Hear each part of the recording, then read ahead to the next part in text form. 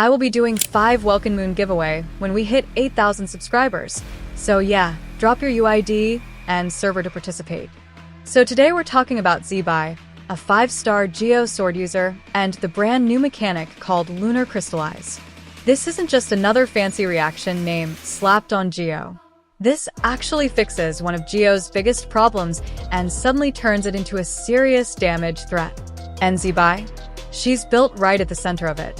Some people are already calling her the strongest damage dealer in the game, and honestly, I get why that conversation is happening.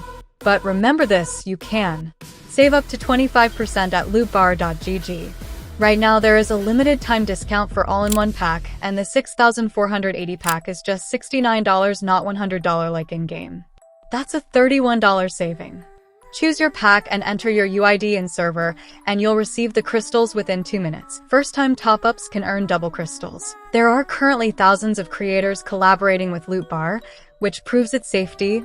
I use Lootbar for my giveaways too, so I genuinely recommend it. New users get an extra 10% off, while returning users still score a 5% discount.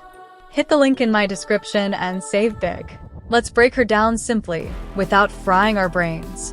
Zibai's damage mainly comes from Lunar Crystallise reactions, not from basic bonks. Her scaling is interesting because she cares about defense and elemental mastery, which already tells you she's built differently. Her normal attacks exist, yes, but let's be real, they're mostly there to generate resources, not to look flashy or top charts.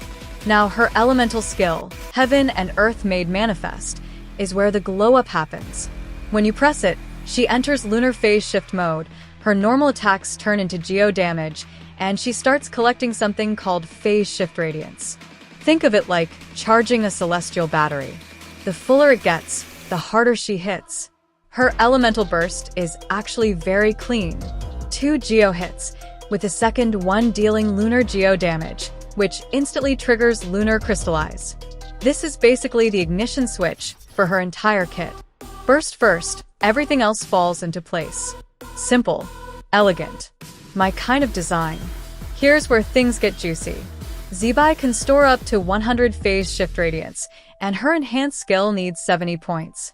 Normal and charged attacks give 5 points, her skill gives 10 instantly, but the real accelerator is Lunar Crystallise. You only need 2 Lunar Crystallise reactions to fully charge her enhanced skill. That's it. No ridiculous buildup. No waiting room gameplay. It flows really smoothly, and I love that. Quick rotation check. Burst first to trigger Lunar Crystallise, skill to enter phase shift, then spam normals like you mean it. Once radiance is full, drop the enhanced skill, delete health bars, and repeat. Personally, I really like her animations and overall vibe. She genuinely feels like an ancient beauty who woke up and chose violence. Before we continue, quick pause. If you're enjoying these breakdowns and this channel has been helping you decide where to spend your precious pulls, consider subscribing. It genuinely helps the channel grow, and I'd love to have you around for future Theorycraft chaos. Now passives. Her first passive converts 40% of her defense into bonus damage after using her enhanced skill. That is huge. Her second passive gives 14% extra Lunar Crystallise damage, which stacks beautifully with how often she triggers it. The third passive boosts elemental mastery and defense based on team setup, especially if you're running Hydro and Geo characters. Basically, her passives all scream, "Build me correctly, and I will carry you." For artifacts, Knight of the Sky. For peace, no contest right now. Crit comes first, always. Then defense sands and goblet. Elemental mastery is amazing through substats. If you've been hoarding defense pieces and felt judged by your inventory, today is your redemption arc. Team comps matter a lot here.